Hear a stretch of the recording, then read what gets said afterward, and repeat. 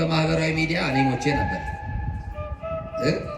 ገለውኝ ነበር በቲክቶክ በምናምን በጣም ብዙ ወዳጆቼን አስደንግጧል፣ ቤተሰቦቼን ጨምሮ። ከሰው እኮ ነው የተፈጠረው። እኛ ቤተሰብ የለንም እንደ ቤተሰብ። አዎ መነኩሴ ሞተ ነው፣ ደንግጠን አይደለም፣ በፈቃዳችን ሞተናል። ያለ ፈቃዳችን ግን ማንም እንዲገለም አንፈልግም። ሰማችሁ? በጣም የሚያሳፍር ትውልድ። የጠላትስ ሞት ቢሆን ያስደስታል ወገኖች። አያችሁ፣ እንዲሁ የተወደደ ሰው ያለዋጋ ክቡር አባታችን መልአከ ኤዶም አስተካክሎ ነው የጠራኝ። ደግሞ መልአከ ኤዶም አባ ሕርያቆስ ጥቁር አንበሳ ሆስፒታል ሕክምና እንደገቡ ሞተዋል አለ። የናዝሬቱ ተስፋ የማርያም ልጅ ክርስቶስ የትንሣኤው ምስክር ሆኜ ገና ብዙ ዘመናት እግዚአብሔርን አገለግለዋለሁ። ጠላት እንደሚያሟርቱብን አይደለም። ይሄው አለ። ሰዎች ሁሉ አላምን ብለው ቪዲዮ አድርገው ስለነበራችሁ ምንድነው የሰማነው ላላችሁ እንግዲህ ምንም አልናገርም። እንግዲህ ቆም እያያችሁ ነው። መቼም ነክታችሁ ይሁን አለለም አለው አይደል? አለው አይደል? ማንን ይዘን ያለን? ማስላለን አለን። ማስላለን ጠላትን ስላለማ ሞተን እኮ ይሆናል። ይሄው ተገደልን። ውድቀታችንን የሚፈልጉ እሱ ስላለ አለንና አይዟችሁ አትደንግጡ ለማለት ያክል ነውና የእመቤቴ ጸሎት የት ሄዶ? የተክልዬ ጸሎት የት ሄዶ? አያችሁ፣ ሞት ለኛ አዲስ ነገር አይደለም። ተስካሬን ጨርሻለሁ። ተስካሬ ወጥቷል። ነፍሴ ማር ተብያለሁ። ከዚህ በኋላ እኮ የሚጠብቀኝ ቀብር ነው። ተንቀሳቃሽ ሬሳዎች እኮ ነኝ። አያችሁ፣ ስለ እግዚአብሔር መጥቶ ከውድቀታችን ሲያነሳ በቅዱሳኑ ጸሎት ከሞት አፋፍ ላይ ስንተርፍ በሚጠባበቁን ሰዎች መካከል እግዚአብሔር ሲያቆመ እዛ ጊዜ ያፉ ጠላት የሚናገረውን ያጣል። እንዲህ ይላሉ ጠላቶቻችን፣ አምላኩ ረዳው፣ ጌታ ረዳው፣ እግዚአብሔር አገዘው፣ መድኃኔዓለም ረዳው ይሉናል። ከዛ ውጭ ምን ረዳት አለው ክርስቲያን? ከአማኑኤል ውጭ ምን ዘመድ አለው ክርስቲያን? ከሱ ወመንፈስ ቅዱስ አሃዱ አምላክ ዘላለም ሥላሴ። እግዚአብሔር በጌትነቱ ያለ ምስጋና ገንዘብ የሆነ አምላክ ዘመን የማይቆጠርለት ከዘመናት በፊት የነበረ ፍጥረታትን ሁሉ ያለ ድካም የፈጠረ የቸርነቱ ባህር ሙላት የማይለካ ቅድመ ዓለም የነበረ ሊያዩት የማይቻል ስውር ሊቀርቡት የማይቻል እሳት ሊዳሰሱት የማይቻል የኃይል መንፈስ ኃያላን ሊቋቋሙት የማይቻላቸው የማይሾሙት ንጉሥ እንደ ቸርነቱ አባታችን እንደ መለኮትነቱ አምላካችን ፀሐይን በቀን ጨረቃና ከዋክብትን በሌሊት ያሰለጠነ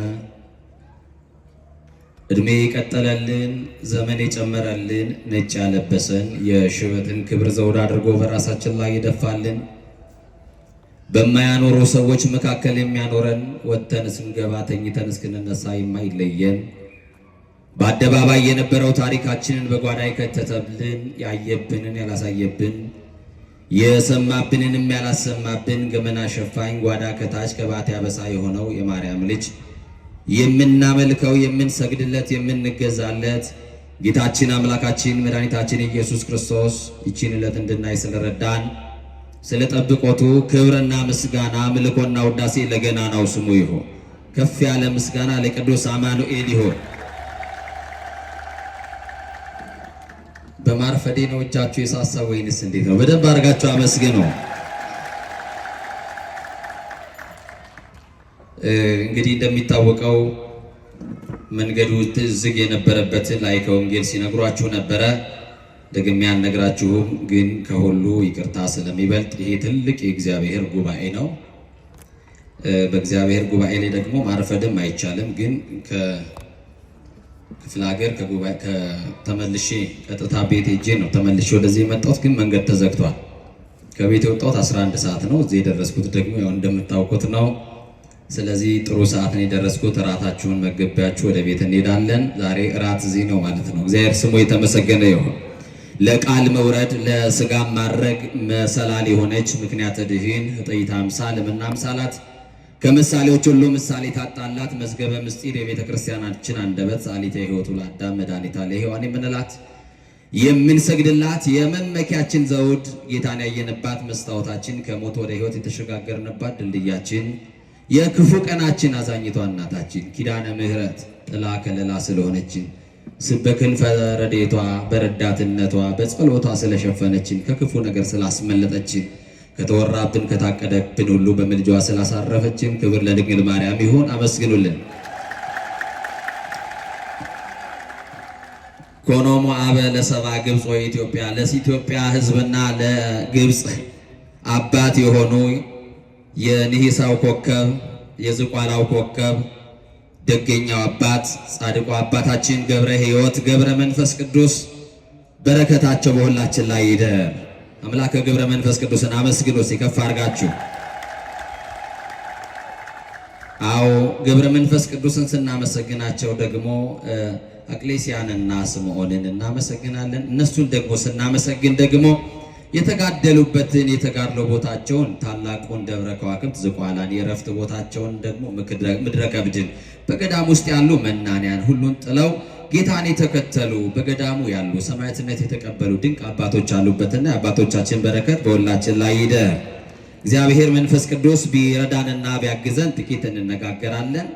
የምስጢር ባለቤት አምላካችን እግዚአብሔር የረቀቀውን አጉልቶ የራቀውን አቅርቦ ምስጢር ገልጦ መንፈስ ቅዱስ ሁላችንን ያስተምረን። እንግዲህ ሰዓታችንን ለመጠቀም ብዙ ሳልል ወደ ትምህርት ይገባለሁ። የምንነጋገርበት የትምህርታችን ርዕስ የምናደርገው በሐዋርያት ሥራ ምዕራፍ 9 ቁጥር 41 ላይ ያለውን መለኮታዊ ሐሳብና ቃል በማንሳት ይሆናል። ሕያው ሆና በፊታቸው አቆማት ይላል ሙሉ ቃሉ። ለትምህርታችን ግን እንዳንተም ደግሞ እንዳትረሱት በከንፈራችሁ ጠርታችሁ በልባችሁ እንድትመዘግቡት ወደ ቤታችሁም ስትገቡ ደግሞ በቅዱሱ መጽሐፍ የተጻፈውን ደግሞ ለማስታወስ ያክል እንድታነቡ እንድትባረኩበት አብረን የትምህርታችንን ቃል አብረን እንጠራለን። በፊታቸው በሉ። ችግር አለ እንዴ? ሙሉ ወርቅ አላደረግንም? በባህል ነው እንዴ የምትታረቁኝ? ሙሉ እስቲ ከእንደገና በደንብ አድርጋችሁ እስቲ። መቼም ሙሉ ወርቅ ነው የተባለውና እኔ ይቅር በሉኝ ብያለሁ፣ እናንተ ይቅር ብለናል ብላችሁኛል። በፊታቸው በሉ አቆማት። በምናቸው? እሺ አንቀጹ ለሴት ነው፣ ስለ ወንዶቹ እናድርገው። በፊታቸው አቆመው። ምን አለው? እስቲ አንድ ጊዜ ላስቸግራችሁ፣ አብረን እንጥራ ሁላችንም። በፊታቸው አቆማት። ይወድቃል ብለው በሚጠባበቁት ሰዎች መካከል እንደ መቆም ያለ ምን ደስታ አለ ወገኖቼ! ይጠፋል ብለው በሚያሟርቱብን ሰዎች መካከል መገኘት እንዴት ያለ ደስታ ነው! ሞታችንን በደገሱልን ሰዎች መካከል፣ የለም ባሉን መካከል፣ ጠፍቷል ባሉን መካከል፣ ሞቷል ብለው ባወጁብልን ሰዎች መካከል፣ ለጠላቶቻችን ውርደታችንን ለሚጠብቁ ሰዎች ክብራችንን ከማየት በላይ ምን አይነት ክብር አለ? እንደ ጠላት ስንገደል እግዚአብሔር እያቆመን፣ ስንገፈተር ደጉ አምላክ እግዚአብሔር እየደገፈን አቆማት ተብሎ ተጽፏል። ማን ያላቆመዋል? እናቴ፣ እህቴ፣ ወንድሞቼ ሁላችንንም የእግዚአብሔር የምሕረት እጁ ደግፎ አቆሞናል። እስቲ ደግፎኛል ብትሉ ከፍ አድርጋችሁ አመስግኖት። ደግፎ ስላቆመን ሰዎች ይገፉናል፣ ክፉ ሰዎች ይገፉናል፣ ተንኮለኞች ይገፉናል፣ ምቀኞች ይገፉናል። አማኑኤል ደግሞ ያነሳናል። የማርያም ልጅ ደግ ነው። ክብር ለስሙ ይሁን። በጣም የሚገርም ነው። በጠላት ፊት እንደ መቆም ያለ ክብር ምን አለ? በገዳይ ፊት እንደ መቆም ያለ ክብር ምን አለ? በክፎች መካከል የሚያቆም እግዚአብሔር ብቻ። ማን ነው የሚያቆመን? ማን ነው የሚያቆመን? የገፈተሩን ሰዎች እኮ መሬት እንደነካን እርግጠኛ ናቸው። እኛ ደግሞ መሬት ሳንነካ ተነስተናል። ያነሳን ኤልሻዳይ የሆነ የታመነው ጌታ የማርያም ልጅ ነው። ክብር ለስሙ ይሁን። መሬት አልነካንም፣ አልወደቅንም። የተቆፈረው ጉድጓድ ውስጥ አልወደቅንም። የተበጠበጠውን መርዝ ብልቃጥ ደፍቶ አስመልጦናል። የሚያስመልጥ ጌታ፣ ደግ የሆነ ጌታ። ብዙዎች ብዙ ያወራሉ፣ ገና እንቆማለን። የትንሣኤውን ጌታ እየሰበክን፣ የትንሣኤውን ጌታ የናዝሬቱ ኢየሱስ ክርስቶስን እየሰበክን፣ መጥፋት የለም፣ መሞት የለም። ይበታተናሉ፣ ይጠፋሉ፣ አድራሻ የላቸውም። ስም አጠራራቸው ከምድረ ገጽ ጠፍቷል ብለው የሚያሟርቱ ሰዎች አሉ። ደግነቱ እግዚአብሔር አለ። ክብር ለስሙ ይሁን። እስቲ እግዚአብሔር አለ የምትሉ በደንብ አድርጋችሁ አመስግኑ። በጣም የሚገርም እኮ ነው። በክፎች መካከል የሚያቆም ክርስቶስ ነው። እስቲ በሉ መስክሩና በክፎች መካከል በሉ የሚያቆም ክርስቶስ ነው። ይወረውራሉ፣ አይመታህም። ለምን ይመስልሃል? ይታገላሉ፣ አይጥሉህም። ለምን ይመስልሃል? አንተ የተደገፈው ማን ነው? እኛ የታመንነው ባለስልጣን የለንም፣ የምንመካበት ዘመድ የለንም፣ ጓደኛ የለንም፣ ደህና ቤተሰብ የለንም፣ ደሞዝ የለንም። የተደገፍነው የምንተማመንበት ወጥተን እስክንገባ ድረስ ጠብቆቱ ከኛ ያልተለየ የእስራኤል ቅዱስ የማርያም ልጅ ስለጠበቀን፣ ለዚህ ነው የገፈተሩን አልጣሉንም፣ ይወረውራሉ አልመታንም፣ ያነሳሉ አይጥሉንም፣ ይወረውራሉ ያወራሉ እንጂ አያገኙም። ህልመኞች ናቸው። ይሰማችሁ ነው። በሆነበት ብለው በደረሰበት ብለው እንድትሆን የሚፈልጉትን ቀድመው ይተነበያሉ። የጠላት ትንቢት ደግሞ ተሳክቶ ማያውቅም፣ ሰምሮ ማያውቅም። ደግነቱ እግዚአብሔር አለ። ማን አለ? እንዲህ ብሎ ይጀምራል የሐዋርያት ሥራ። ጴጥሮስ ወደ ልዳ ሲገባ ብሎ ይጀምራል። ልዳ የምትባል ከተማ ነው። ጴጥሮስ ወዴት ሲገባ? ጴጥሮስ የሐዋርያት አለቃ ጴጥሮስ ወደ ልዳ ከተማ ሲገባ ከ8 ዓመት ጀምሮ ሽባ የሆነ ሰው በአልጋ ላይ ተኝቶ አገኘው ይላል።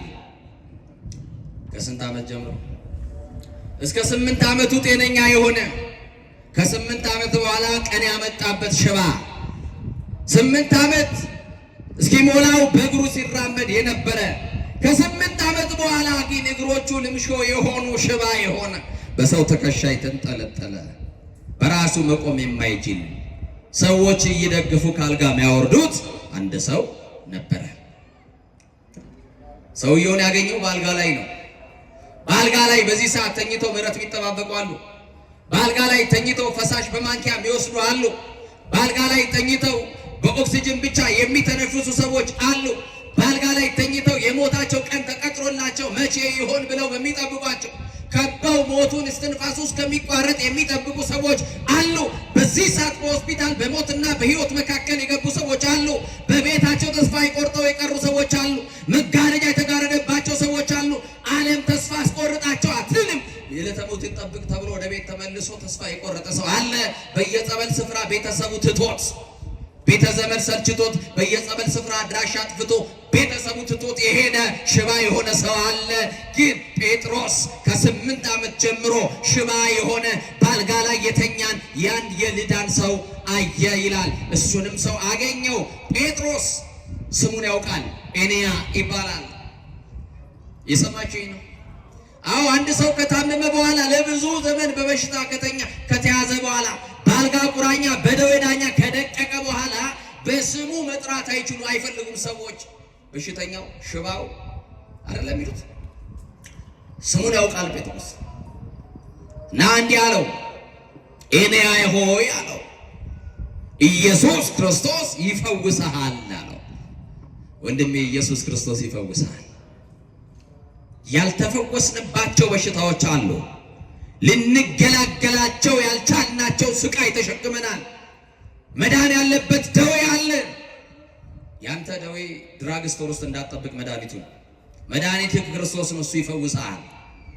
አንተ አልላቀቅ ያልከው ክፉ ልማድ ውስጥ መውጣት ያቃተ ነገር አለ።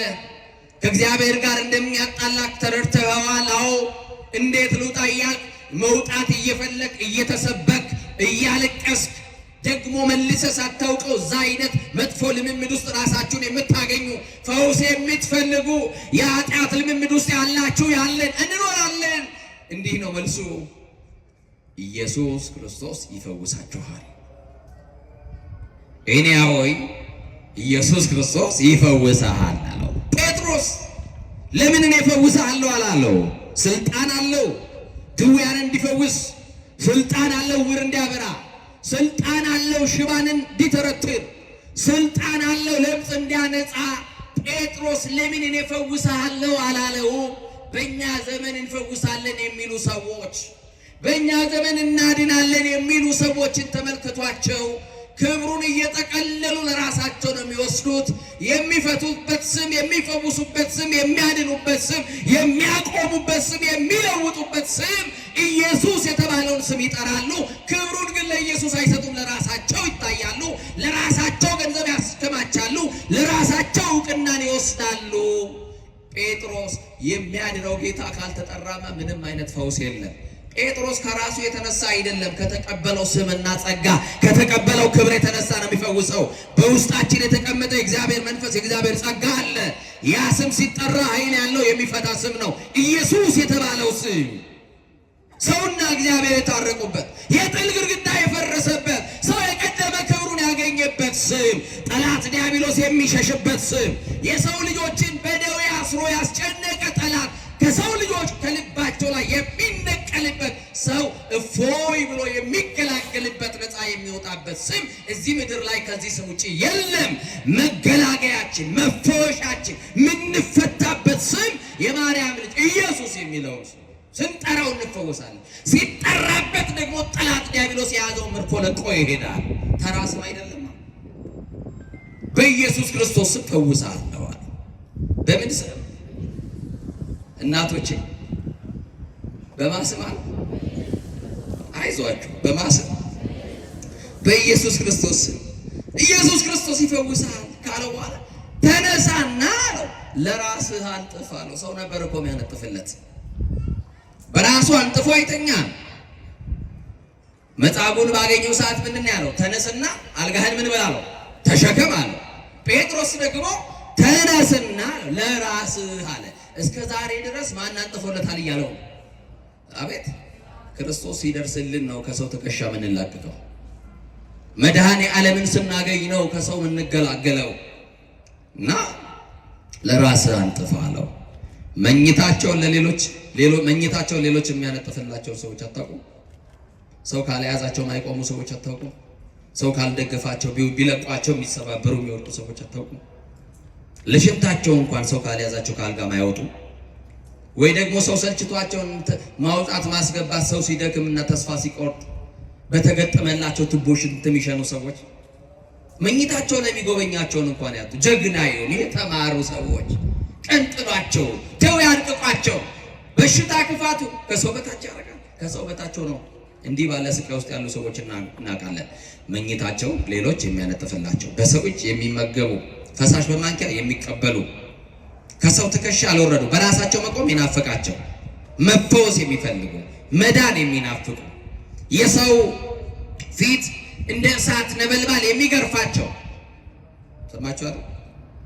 ሰዎች ሽባነታቸውን እያዩ ከቀን በኋላ መታመማቸው መያያዛቸውን እያዩ የአባቱ ግፍ ነው፣ የእሱ ግፍ ነው፣ የእሱ ተንኮል ነው፣ የእሱ ምቀኝነት ነው፣ የእሱ እንዲህ ነው እያሉ ታርጋ እየለጠፉ ሰዎች ሁሉ ተፈርዶበት ቤት የቀረ ስንት ሰው አለ መሰላችሁ? ወድቀው መቅረት የማይፈልጉ መነሳት የሚፈልጉ አያሌ ሰዎች አሉ። ከወደቁ በኋላ ቢያንስ እንኳን ብንተዋቸው ምን አለ? የወደቀን ዛፍ ምን ይበዛበታል እንደሚባለው አትውደቁ እንጂ ከወደቃችሁ በኋላ ፈላጫችሁ ብዙ፣ መጥረቢያ ይዘው አጠገባችሁ የሚቆሙ ብዙ እና ይገርማል። ኤንያሆ ያለው ኢየሱስ ክርስቶስ ይፈውስሃል ነው ያለው። እናንተ ይሄን ድምፅ የምትሰሙ በጽኑ ሕመም ያላችሁ፣ እናንተ ይሄንን ድምፅ የምትሰሙ በጽኑ ስቃይ ውስጥ ያላችሁ፣ በደዌ የደቀቃችሁ ኢየሱስ ክርስቶስ ይፈውሳችኋል። መቼ እንደሆነ አናውቅም፣ ሰዓቱን አናውቅም፣ ጊዜውን አናውቅም፣ ደቂቃውን አናውቅም፣ ግን ኢየሱስ ክርስቶስ ይፈውሳል።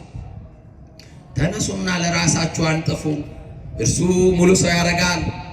ክርስቶስን ስታገኙ በራሳችሁ መቆም ትጀምራላችሁ።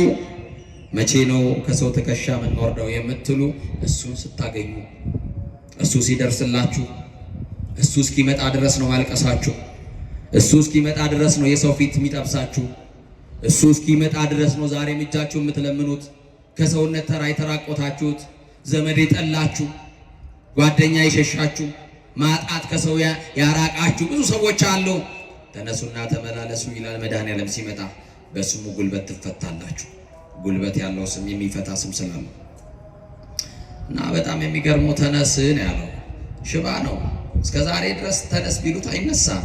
ጴጥሮስ ምን የተለየ ነገር ቢነግረው ነው ተነስ ሲለው አልጋውን እስከ ማንጠፍ የሚያደርሰው? የሚገርም እሱ ነው። ወገኖቼ በዚህ ከንቱ ሐሳብ ያነከሳችሁ ተነሱ። በክፋት የወደቃችሁ ተነሱ። ርኩሰት መንደር ውስጥ ገብታችሁ የወደቃችሁ ተነሱ። ትዕቢት ሰብሮናል። ልንጠገል ልንነሳ ያስፈልገናል። ሐሜት ሰብሮናል። ምቀኝነት ሰብሮናል። ዘረኝነት ሰብሮናል። ጥላቻው ሰብሮናል። ዝሙት ሰብሮናል። ተጨማልቀናል። በኃጢአት ወድቀናል። ሐዋርያው እንደቆመ የሚመስለው እንዳይወድቅ ይጠንቀቅ ነው ያለው። በሁለት እግራችን አልቆምን። መጽሐፉ እንዲህ ይላል፣ ተነሱ ይለናል። በዘመኑ በእግሩ የማይቆመውን ሰው ሽባውን ነው ተነስ ያለው። በሁለት እግር ቆመን በሐሳብ ያነከስን ክፉ ሐሳብ ያለብን አያችሁ፣ በምኞት የወደቅን በክፉ ሐሳብ የወደቅን ተነሱ። ከወደቅንበት እንድንነሳ ነው። ተነሱ። ተነስ፣ ለራስህ ማንጠፍ ትችላለህ።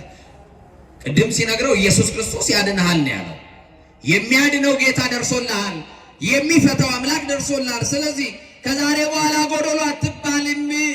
አንተን እያወጣ የሚያስገባ ተሸክሞ የሚያወጣ ሰው የለም። በቃ ደርሶልሃል። አልጋህን ማንጠፍ ትችላለህ። ተነስ አለው።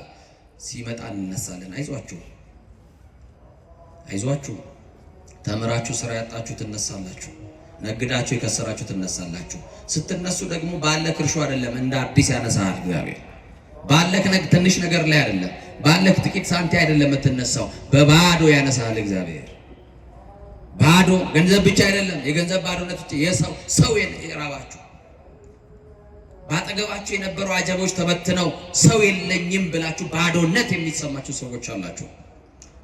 ግን የሚገርመው ሽባ እየተባለ እየተጠራ የነበረውን ሰው አይድንም ብለው ከአፋቸው በወረወሩት ቃል አድምተው ተስፋ አስቆርጦት የነበረውን ሰው ጠላቶቹ እያዩ በጠላት መካከል እንደመነሳት ያለ ምን ክብር አለ?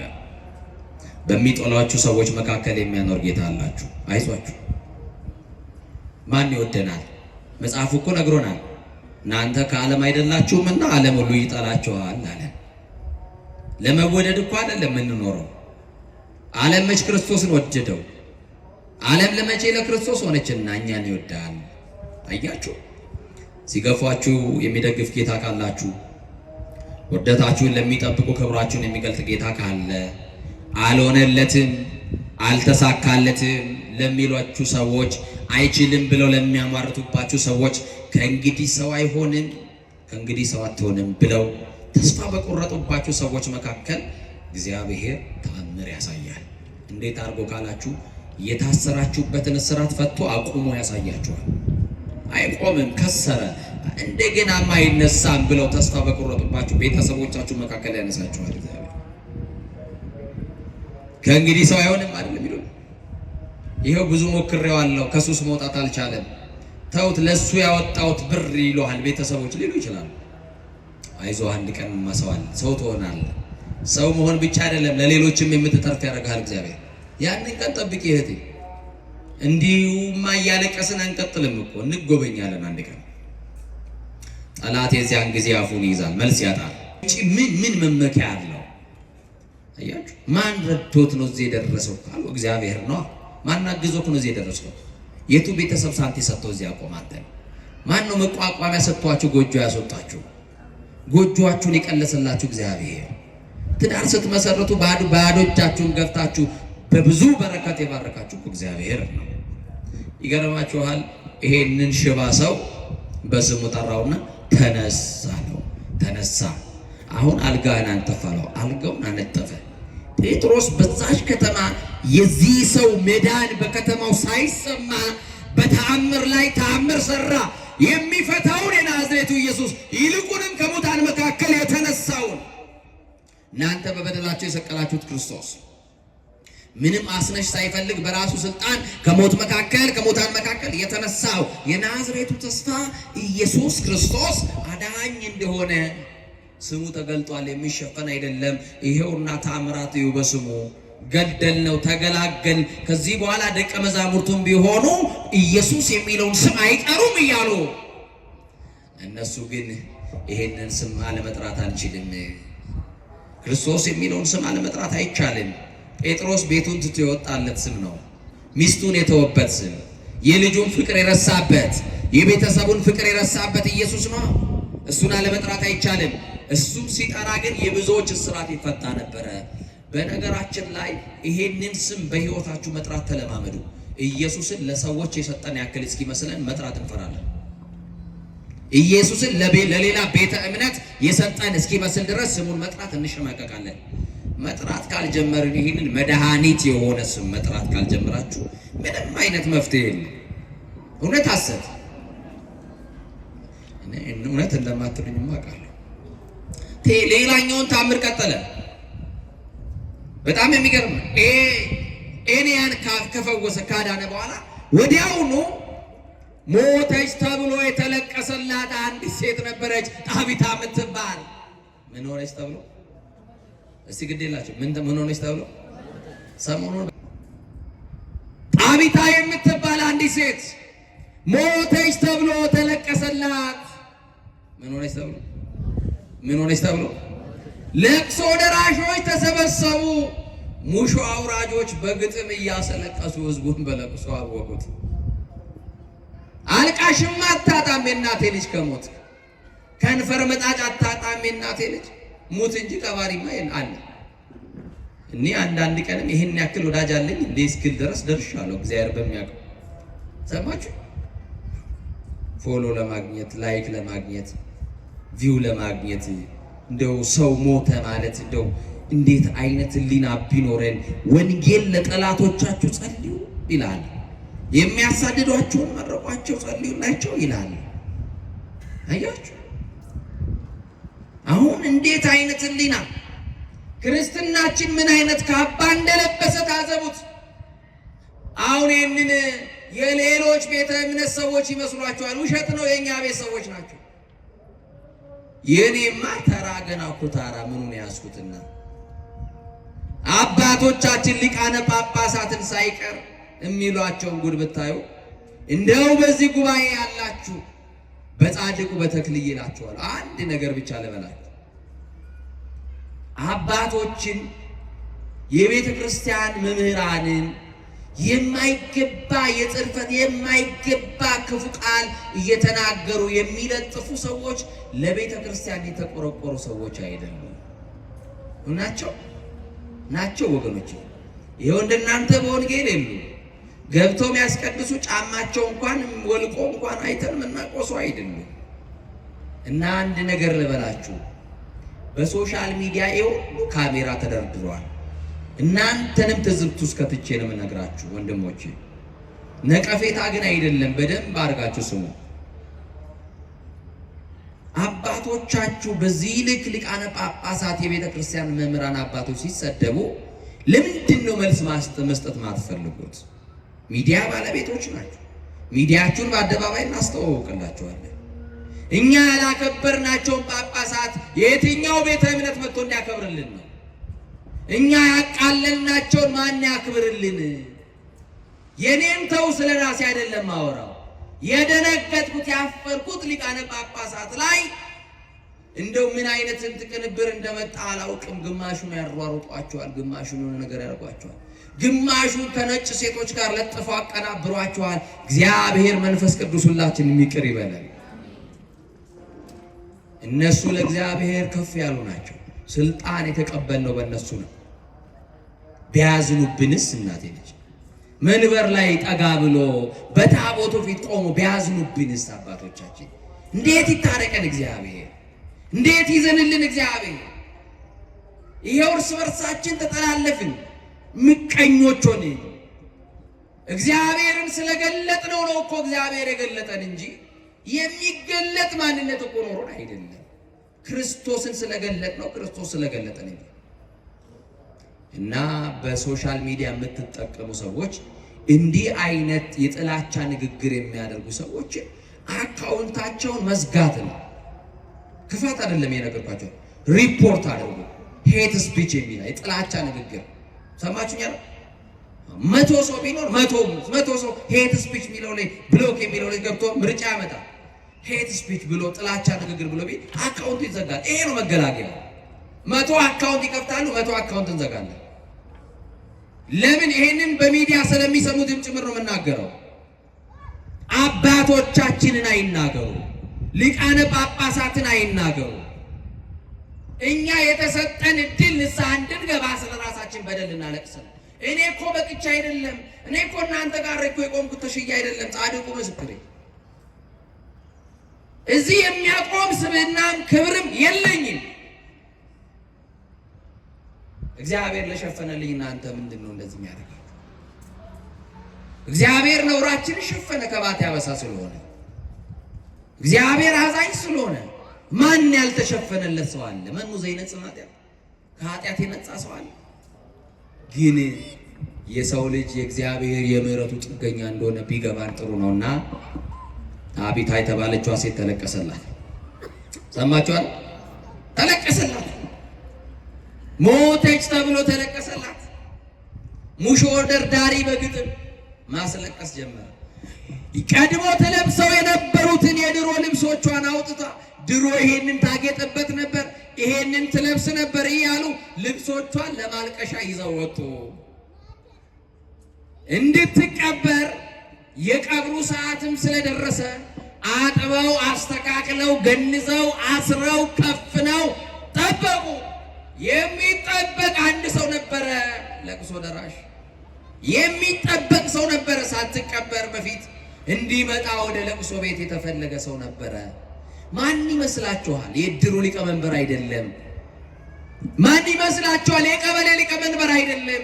በጣም የሚወዳት የቅርብ ወዳጇ እሷ ሳትመጣ እሱ ሳይመጣ አትቀበርም ብለው አይደለም አስከሬኑን አውጥቶ በሰገነት ላይ ያስቀመጡት። የሚጠበቅ ታላቅ ሰው ነበረ። ማን ይመስላችኋል? የሚጠበቀው የጌታ የኢየሱስ ክርስቶስ እንደራሴ ሁሉን ትቶ የተከተለው የእንድርያስ ወንድም የቤተ ሳይዳው ጴጥሮስ ይጠበቅ ነበር። ምንድነው? ጴጥሮስ በለቅሶ ቤት ቢመጣ ለዛ ቤት የሚያደርገው አስተዋጽኦ ሌሎች ተገኝተው የለ እንዴ? በቂ ቀባሪ ያለ እኮ የጴጥሮስ መምጣት ለምን ተጠበቀ ነው ጥያቄው። እሱ ነው። ቅዱሳን ወደ ሕይወታችን ቢመጡ ምንድነው? ይሄንን ከራሳችሁ ጋር ማመሳከሩ። ጴጥሮስ ይጠበቃል።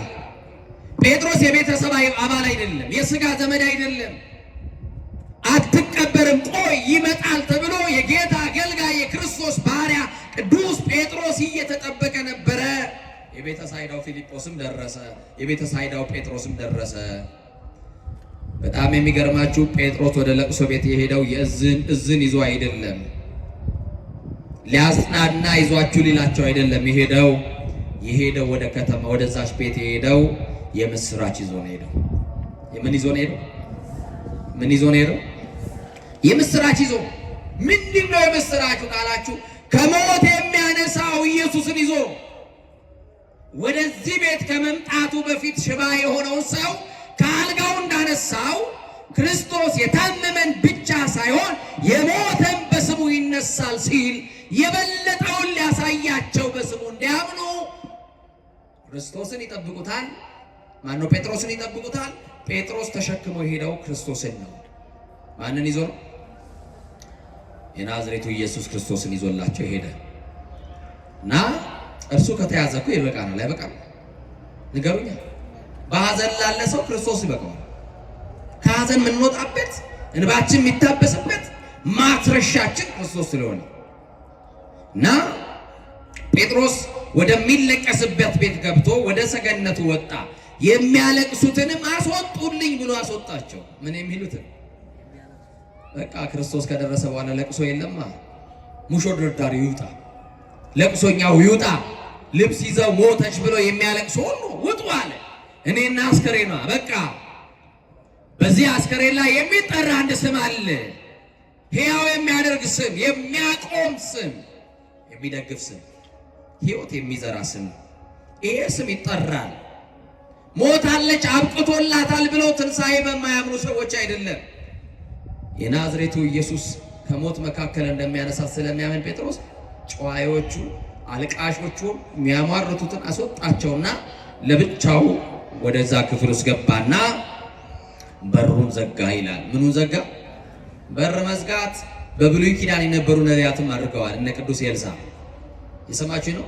የሞተው ልጅ ላይ በኋላ በር ዘጋ። ከዛ በኋላ ተጋደመበት እንደሚለው ጴጥሮስ በሩን ዘጋና ጸለየ። እግዚእ ሕያዋን ወሙታን ኢየሱስ ክርስቶስ ቅድም በስምህ የናዝሬቱ ኢየሱስ ክርስቶስ ይፈውሳል ብዬ ሽባ የነበረውን ሰው በስምህ ፈትቼዋለሁ። በስምህ ጉልበት ድኖ ተነስቷል። አሁንም የስምህ ጉልበት ይህንን የሞተችን ሴት ወደ ቀደመችበት ክብር እንዲመልሳት እለምንሃለሁ ብሎ ጸለየ። አሁን እኮ ጴጥሮስ አስወጥቶ ለቅሶ አልቆመም። በደጅ እየተለቀሰ ነው። እርግጠኛ ናት ድጋሚ ላያዩዋት ላይገናኟት ሊሰናበቱ የመጡ ሰዎች ነው ያሉት። ሞቷን በሚጠባበቁ ሰዎች መካከል ደግሞ እግዚአብሔር አንስቶ አቁሞ ሊያሳያቸው ነው። ጴጥሮስ ገባና ጸለየ። ከጸለየ በኋላ የሞተችውን ስም በስሟ ጠራት። ማን ብሎ?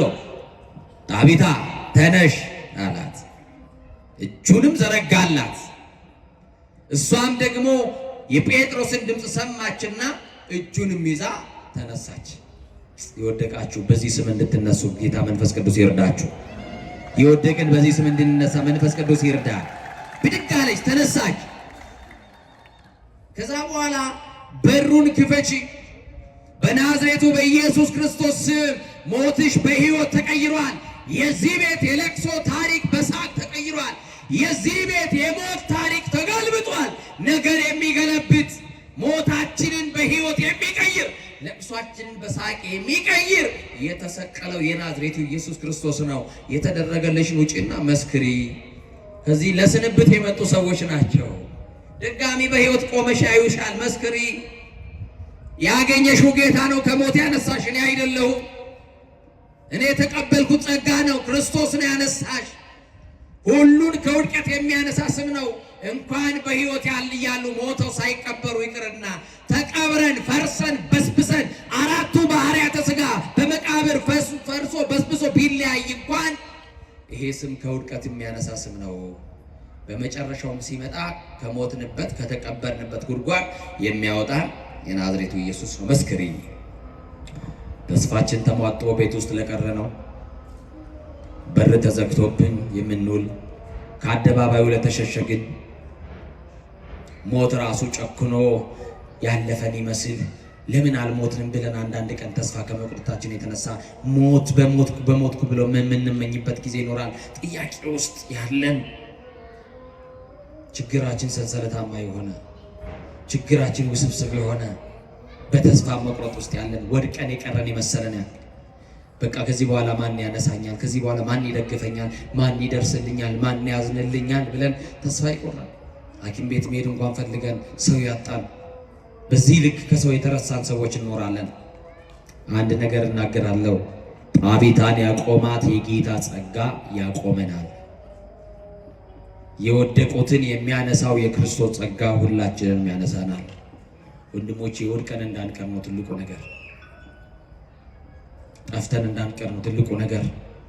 መቆም አልችልም እንዳትሉ፣ ደክሞኛል አትበሉ፣ ሰልችቶኛል አትበሉ።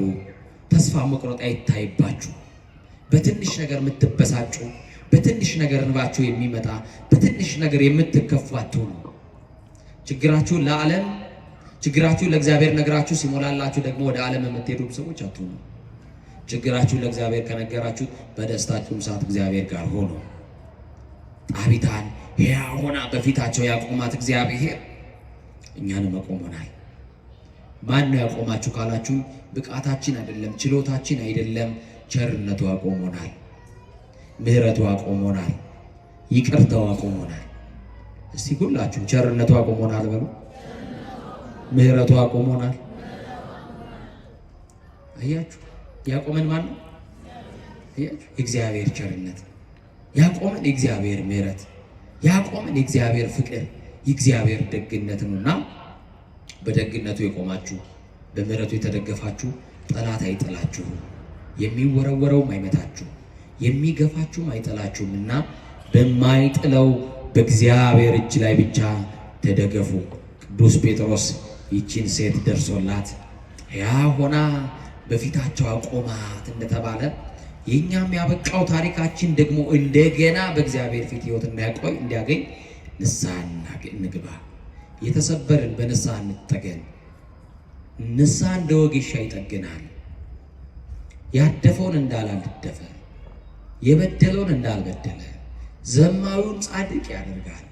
አያችሁ፣ ሳሙና ነው፣ እንነጻበታለን። ከፊት ለፊታችን የጾም ሰዓት ነው፣ የስግደት ሰዓት ነው። እስቲ በዚህ ባለው እንኳን ጾም እንጠቀም ወገኖቼ። መኝታችሁን ተውት፣ ከአልጋ ውረዱ፣ እንውረድ፣ ራሳችንን እናውረድ። እውነቴን ነው የምላችሁ፣ ግድ የላችሁ መሸታ ቤቱን ተውት። ጠጅ መጨለጡ ይቅር፣ ማርያምን ነው የምላችሁ። እስቲ ስለዚችም ሀገር እናልቀስ። እስቲ በእኛ በደል ነውና እግዚአብሔር ሆይ ማራት፣ ታረቃት፣ ወደ ቀደመ ክብራችን መልሰን እንበል። እስቲ በአፍሪካ ነፃ የወጣች ሀገር ተብላ ዓለም የሚያውቃት ሀገር ዛሬ ግን ነፃነቷ ተገፍቶ ከቤት ወጥቶ መግባት የማንችልባት ሀገር ሆናለች። ወጥተን ምንገባባት ተኝተን የምናገኝባትን ቤት ሀገር እንዲሰጠን እንጸልይ ወገኖች። ይኸው አባቶቻችን ከመታረድ አባቶቻችን ከመገደል አልዳኑ። ማን ይጮህላቸው? ለመሞት እኮ ነው የገቡት። አዎ ሰማዕትነቱን እኮ ይፈልጉታል። አዎ መሳሪያ ያልታጠቁ በባታቸው የሚገደሉባት ሀገር ናት ኢትዮጵያ። አያችሁ።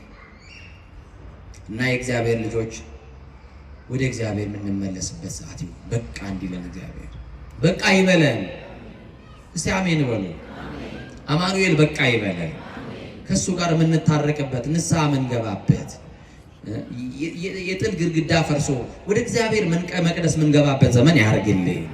እና አብይ ጾም ደግሞ ሰፊ ጉባኤ በዚህ ካቴድራል ተዘጋጅቶላችኋል። ሰማችሁኛል?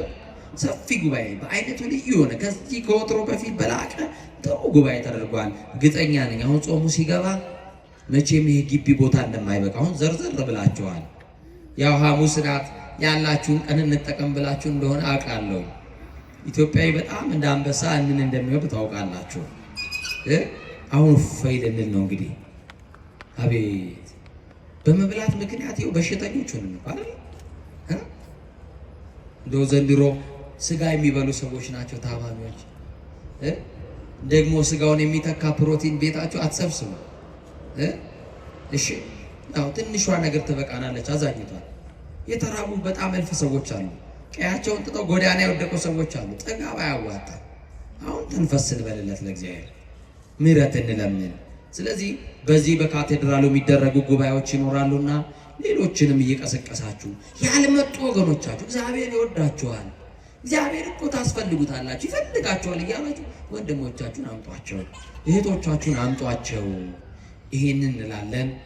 በተረፈ የእግዚአብሔር ጸጋ ደግፎን ደግሞ እንደዚህ ለመታየት ስለበቃን ብዙዎቻችሁ ከዚህ የጻፋችሁልኝ ሰዎች ስለነበራችሁ እዚህ ለቀጣዩ ግን ጾሙ ላይ ብንጾም ጥሩ አይደል? ይሄ ሄት ስፒቹ አይደል? የጥላቻ ንግግሩን ብንጾም ጥሩ አይደል? በማርያም ንገሩኛ። እና ምትቆርጥ ቆንጨራ አለች ማጭድ። እንደዚህ አይነት ነገር ሲመጣላችሁ ይሄ ከጾማችሁ ላይ ሊያሰናክል ኮሜንት ገብታችሁ እንዳትጽፉ እየመጣችሁ ብሎክ ታረጋላችሁ። አንተ ቤተክርስቲያን የምታሰድብ አትወክልም ቤተክርስቲያን እያችሁ ብሎክ ማድረግ። ችግር ቢኖር እንኳን ተንበርክኮ መጸለይ ነው እንጂ መሰዳደቡ ያዋጣል። አዛኝ ንገሩኛ በማርያም ሰርቦ ለሰዳቢ እየሰጣን ቤተክርስቲያናችንን ገመኗን አደባባይ እያሰጣን እግዚአብሔር በእኛ የሚደሰት የመሰለን ሰዎች ተሳስተናል። እንመለስ ወደ ቀልባችን። አባቶቻችን አሳዝነናል። የጥላቻ ንግግር በአባቶች ላይ የጻፋችሁ ያራገባችሁ ሊቃነ ጳጳሳትን ጭምር ስትሳደቡ የነበራችሁ ሼር ያደረጋችሁ የተባበራችሁ ሰዎች ንስሐ ግቡ እላለሁ። ሁላችንም ንስሐችን እግዚአብሔር ይቀበልልን፣ በደላችን አማኑኤል ይደምስስልን፣ ይቆየን።